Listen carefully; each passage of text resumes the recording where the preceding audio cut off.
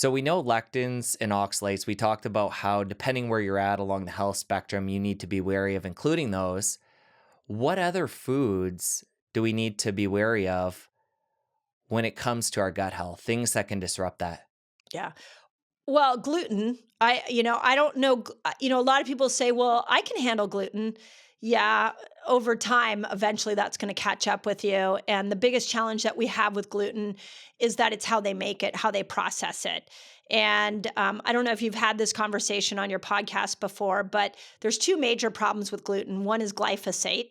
So, it is damaging the microbes. It's also damaging our brain. It is a systemic inflammatory pesticide. It's an endocrine disruptor. There's nothing good about glyphosate. So there's that.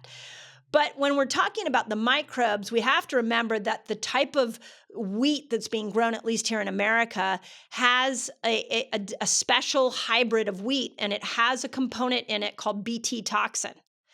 And this Bt toxin was bred into this new style of wheat so that if a bug came and tried to eat the wheat, the bug would literally die. That's the purpose of having Bt toxin bred into the new form of wheat.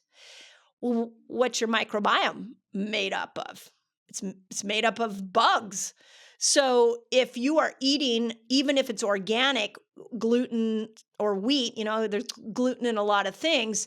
What's happening is you're destroying your microbiome. Now, you might not be noticing it as constipation or bloating. You might be noticing it as brain fog. You might be noticing it as depression. You might be noticing it as aches and pains.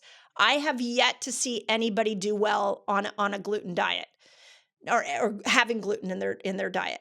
There are some workarounds. So we're hearing a lot more about sprouted and ancient grains. So when we hear about the sprouted, now you're bringing an enzyme back in to help break it down so it's not just a toxic bomb to the gut. When we're dealing with an ancient grain, a lot of those don't have that Bt toxin in it because it's an ancient version of wheat that we used to have. I was born in 1969. We in the 70s, nobody had it. Nobody had a peanut allergy. Nobody had a wheat problem because we didn't have this Bt toxin and we didn't have glyphosate at this time.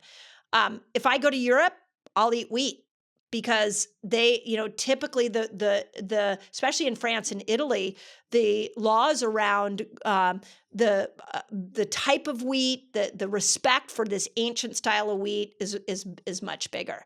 So I think gluten is a real big challenge that most people should take out. Okay, so we got gluten, we got lectins, we got oxalates. What else is disrupting the gut? Well, and then we've got our chemicals for sure. So, read your labels because any synthetic chemical, and this is your red dyes, this is your nitrates, this is, any chemical that you can't pronounce in a label is going to damage the gut. Interesting enough, it probably falls down on a lower tier because gluten and lectins are definitely becoming more of an insult to the microbiome. But you got to look at your chemical load, and then we're back at fats again. These highly processed inflammatory fats are like I like to think of it like you have these little pets inside your gut. And they're there. They want to make you happy. They want to like give you energy and pull nutrients out of your food and make you neurotransmitters and support your immune system. And then you go and you decide you're going to have a hamburger with commercial meat and a bun with gluten and a bunch of fries. And you have just like destroyed these microbes. You've like decimated them like it's a big bomb that goes in there. And you might be a little sleepy, you might not notice a big difference from it, but you've totally wiped out these little pets inside your gut that are going to do everything you want in life and everything you want in your health. So the toxic oils, the gluten, yes, the oxalates and lectins, if you've got that issue, the synthetic chemicals, it's the Western diet. It's everything that it's like just avoid the Western diet and start eating things without a label. If you enjoyed that clip, press here for the full episode. I'll see you over there.